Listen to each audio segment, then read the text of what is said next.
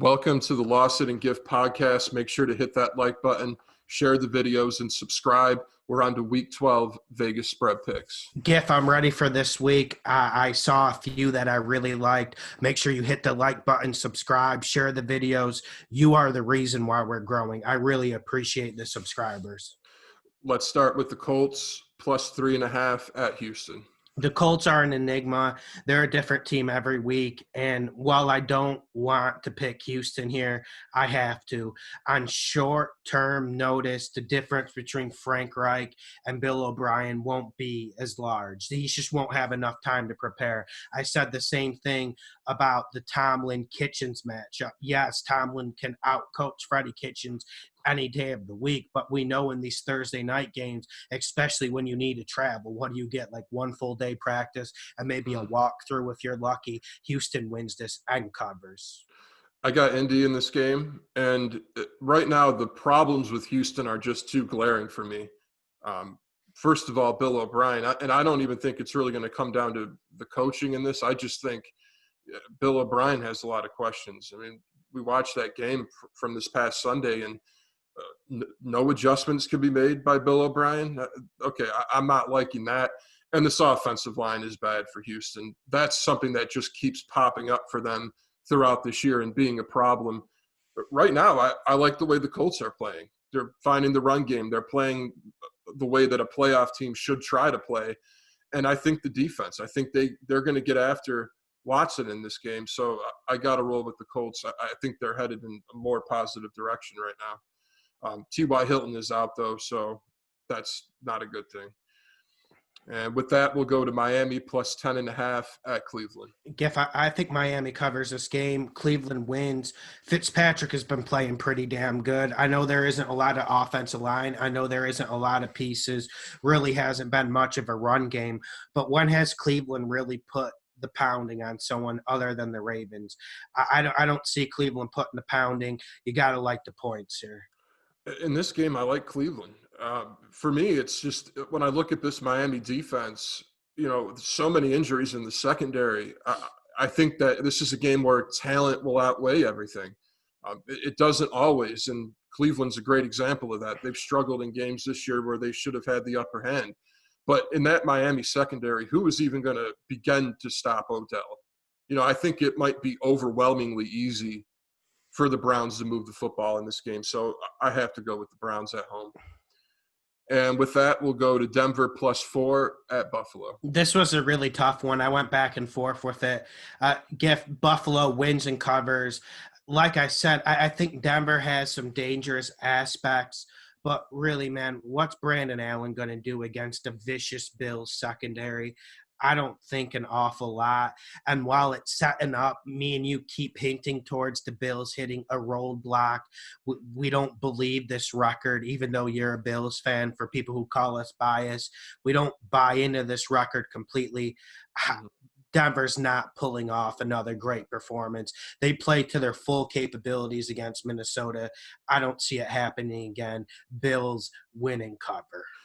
I got Denver to cover in this game, Buffalo to win, but for me, this is really an indictment on Buffalo. And we know Vic Fangio, he can coach up a defense, and against this Bills offense that hasn't found their way, I got to believe that they're going to struggle again. And I can see Von Miller pressuring Allen. I can see in this Bills offense having a really bad day. I certainly don't think we're going to see a knockout performance from Denver. Certainly nothing close to what we saw in that Minnesota game. I don't think that's going to happen, but I don't think their offense is going to have to be that good in this game. Until we see the Bills offense do something other than against the Dolphins, I have to be skeptical of them. So Denver to cover, Bills to get the W in a close one. And with that, we'll jump to Pittsburgh -7 at Cincy. Give me Cincy. No, Pittsburgh wins and covers. Cincy's just too bad. All that was setting up for Cincy, they didn't look all that bad against the Raiders, but the Raiders made one colossal mistake in that game that helped Cincinnati cover. But if Pittsburgh wins and covers here, this is Mike Tomlin. This is 10 or 11 days to prepare. This is going to be a steamroll, even with Mason Rudolph at quarterback. And I know everyone's down on Mason Rudolph now, and I understand why. That was a pathetic performance against the Browns. We have to believe that he's going to put at least in an average performance, and that's enough to blow the blocks off a Bengals team that is in destiny to go 0-16. In this game, I have to watch out for the injuries in this game. Right now, I have Pittsburgh to win, the Bengals to cover. But if Juju suits up, if James Conner suits up, then I'm going to be going Pittsburgh to win and to cover. But if more so Juju, they need to have another weapon in the air because just Washington alone isn't enough in that receiving group. And Pittsburgh's run game isn't anything special, and we saw what Cincinnati did. So put me on watch for that as well. Yep. And with that, let's go to the Giants +6 at Chicago. Giff, the Giants are going to win this game. Absolutely not. Absolutely not. Chicago wins and covers. And Chase Daniels starting, right? Have we gotten that word yet? Are we moving forward with Chase Daniels or not, or is it too early in the week? I guess it's too early to tell. I mean, what did Nagy whisper in Trubisky's ear? We don't know. So did he tell him, don't worry, you'll get him next week, or listen, you'll have a good career, but you're done for this year? I don't know what it was. That should have been the message, right? It should have been, and weeks ago, actually. But I got Chicago to win and cover, too, because I feel like even with Trubisky, I feel like the Chicago defense is going to run through the Giants. The Giants are a bad football team this year, and at least Chicago has shown, that they can hang with some of the tougher teams, even if they can't pull out the W. So I think they squash the Giants in this game. And with that, we'll go to Oakland -3 at the Jets. Money, money, money, money. And Giff, just a few days ago, I said, well, maybe us stealing money from Vegas, betting Oakland, maybe those days were over. Maybe Cinderella returned to her house at midnight, or however that story goes. But I love this pick. I am so happy the Jets played pretty good against the Redskins to get everyone buying into that. Oakland wins and covers this game. I'm not sure if I'm going to bet it yet because, of course, with a game like this, Oakland traveling across the country, you got to watch the injuries. You got to watch some of the psychological signs. But the way Chucky is coaching this team, he's making us look great because we predicted this Oakland team would be better than advertised. I think we said 8 wins, and with a schedule like this, that it's worth 10 or 11 wins, in my opinion. This was a tough one. That game last week against the Bengals, that got me a little bit nervous about the Raiders.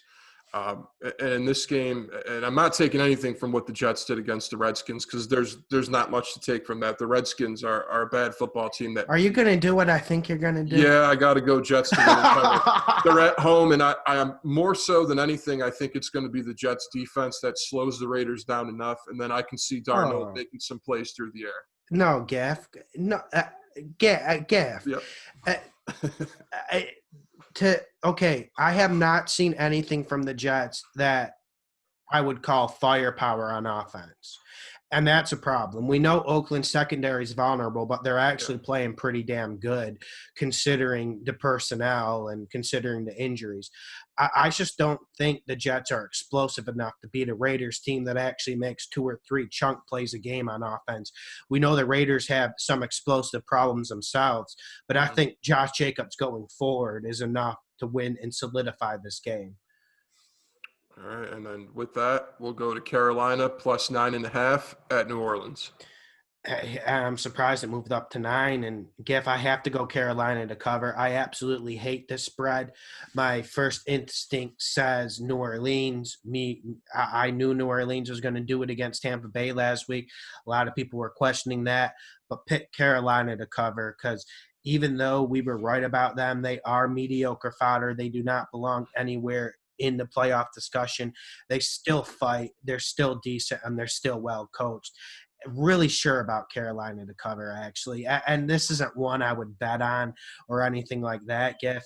But when you talk about Carolina against New Orleans, is New Orleans going to really try to go out and beat them by 20? I don't think so. I think Carolina nibbles here. They're good at nibbling points. And it is a lot of points, and I agree. I hate this spread as well, but I have New Orleans to win and to cover. I'm thinking the defense shows up in this game. Again, another team like the Texans, where the offensive line is such an issue in games, it's overwhelming. I think that continues. Carolina's going into New Orleans. New Orleans just trying to put the lid on this season and keep racking up those wins.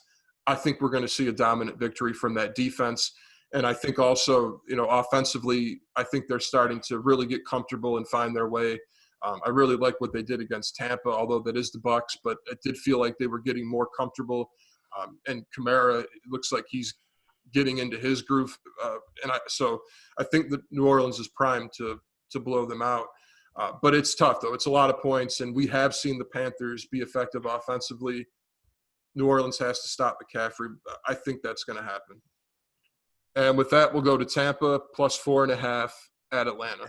Atlanta wins and covers, but once again, I don't like the spread. When it started at -3, I really got kind of saying, yeah, let's get this money with Atlanta.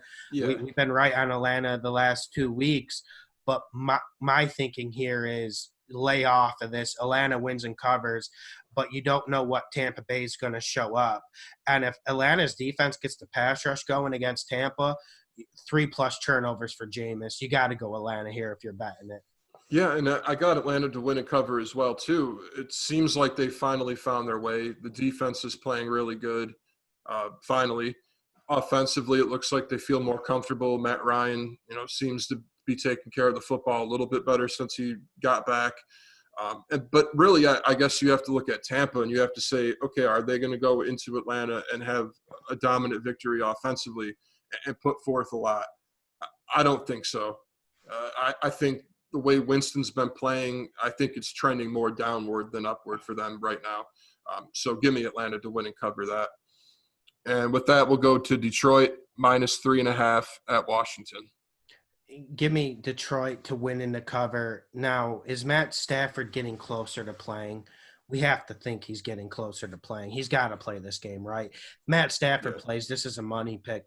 Dwayne Haskins is just very, very ineffective. And I haven't heard any rumblings about them going to Colt McCoy or Case Keenum. It seems like it's Haskins' car to drive off the cliff into the end of the season. Detroit wins and covers this game. The way to attack Detroit is throw it, slang it, 35+ times. Washington can't do that. Money pick for Detroit, as much as it pains me to say. Yeah, if Haskins is starting for Washington, I think it's a money pick for Detroit, no doubt. And I don't really think the rationale has to go beyond that. Haskins just simply isn't good, and if he does put up points, it's going to be field goals. So, yeah, give me Detroit in that game. I do like that pick as well. And with that, we'll go to Jacksonville plus 3 at Tennessee. Tennessee wins and covers. Gift, this is just ritual. Every year, it doesn't matter if the Jags are good, doesn't matter if they're terrible. It seems like they lose to Tennessee. What do you have to do when you play the Jaguars? You run it right up the middle. You give it to Henry. This is a money pick, especially the way Tannehill's been playing. You get him in some play action. You get Derrick Henry 20+ carries. We know Deion Lewis can get in this equation and kill rhythm, but I'm going to give Vrabel and the Titans the benefit of the doubt. Tennessee wins and covers, money pick, even with miracle Nick Foles. Nick Foles, he can pull miracles. He can do crazy things. But at 4-6, how dangerous is he really?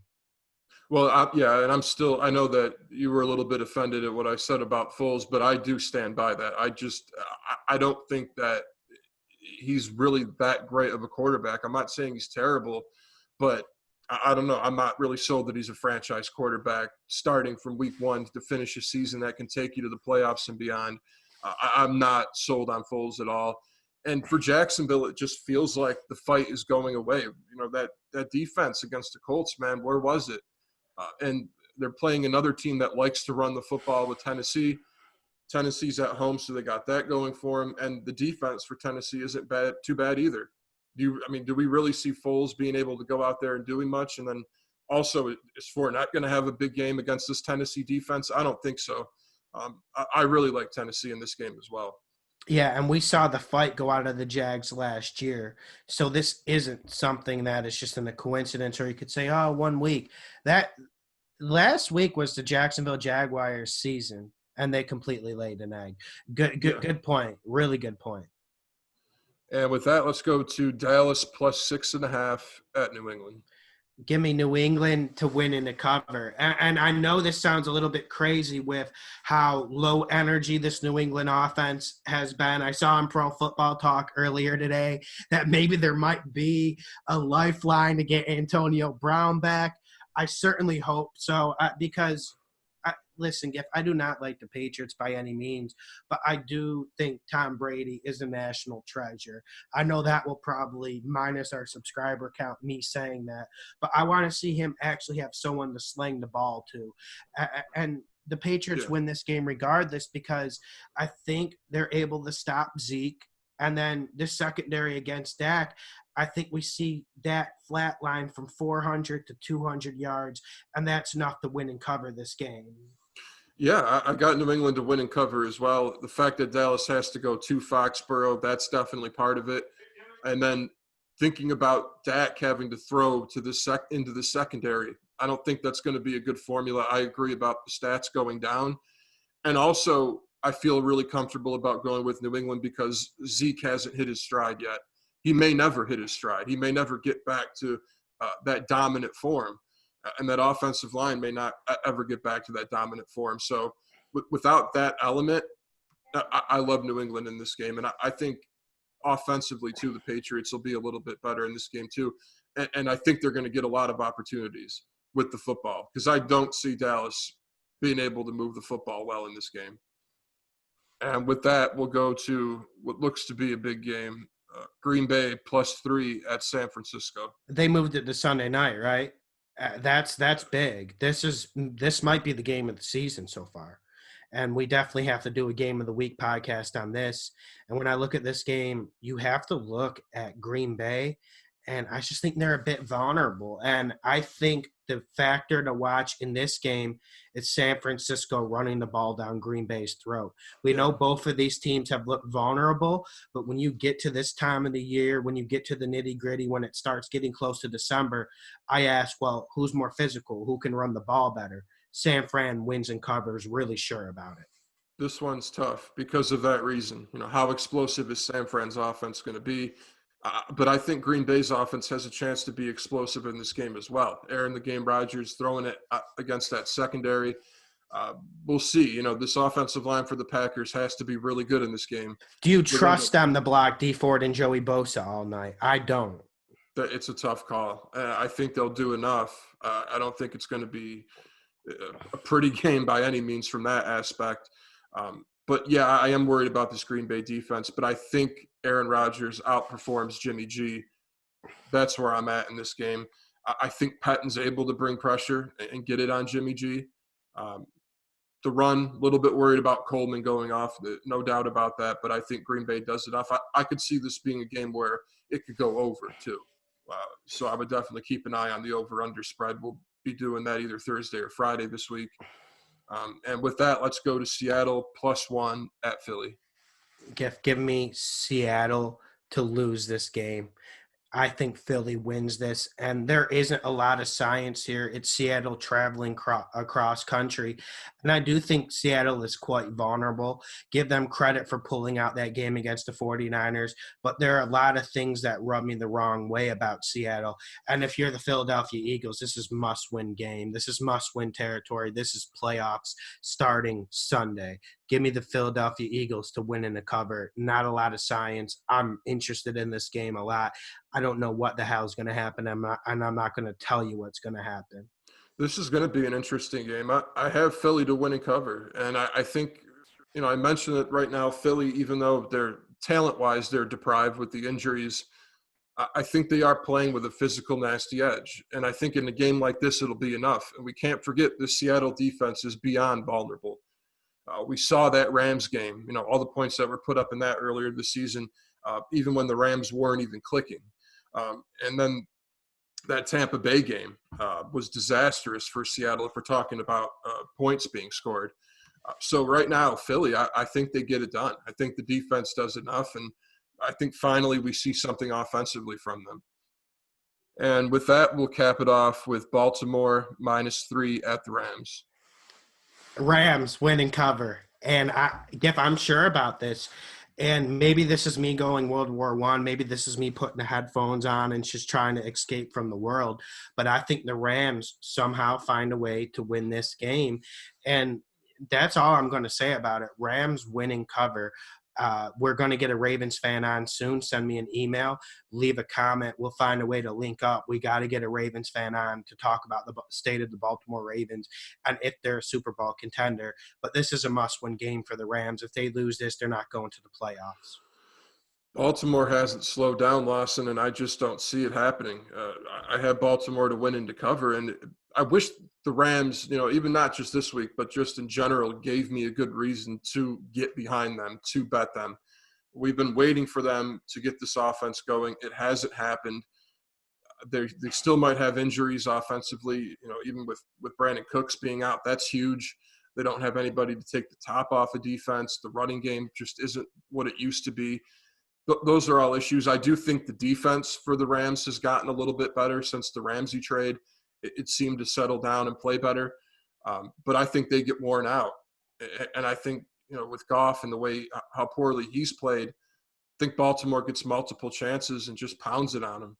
And I don't think – and until the Rams are able to do something to show us otherwise, I can't get behind that. Subscribe, hit the like button, share the videos, the Lawson and Gift podcast.